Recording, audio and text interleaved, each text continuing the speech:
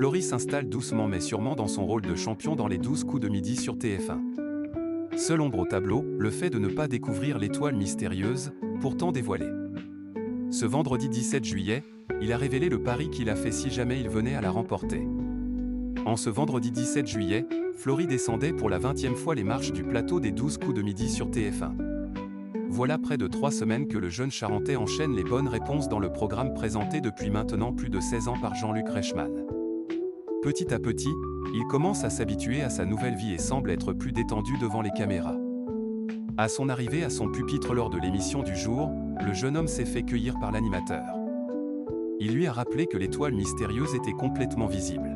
« Je vous sens totalement coincé concernant cette étoile totalement découverte », lui a asséné Jean-Luc Reichmann. « C'est frustrant, surtout que mon frère m'a dit, si tu trouves l'étoile, tu as le droit de me raser le crâne », a alors répondu Flory. Les 12 coups de midi, quelle est la valeur de l'étoile mystérieuse de juillet 2026 ? Un pari qui a beaucoup amusé Jean-Luc Reichmann ainsi que les parents du champion, présents dans le public. Flory a même proposé sur le ton de l'humour de faire cette séance coiffure sur le plateau. Mais avant de sortir la tondeuse, il faudra réaliser un coup de maître pour enfin proposer le nom de la chanteuse Louane. Et depuis le changement de règle en décembre, ce n'est pas si simple. Désormais, le coup de maître se réalise à 2 durant le coup fatal.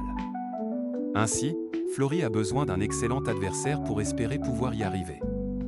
Si jamais il en réussit un et sort vainqueur du duel, il pourra enfin remporter sa première étoile mystérieuse d'une valeur de 44 076 €. Une sacrée somme pour le jeune maître de midi. Les 12 coups de midi, voici les indices de Louane, la star cachée de l'étoile mystérieuse de juillet 2026. Le décor de fond d'une chambre d'hôtel rappelle son premier album, Chambre 12, sorti en 2015.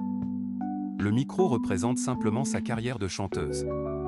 La valise peut évoquer le clip de son titre Jour 1, tourné pendant un week-end que la chanteuse passait entre amis. Le bélier est une référence au film La Famille Bélier, grâce auquel elle a remporté le César du meilleur espoir féminin en 2015.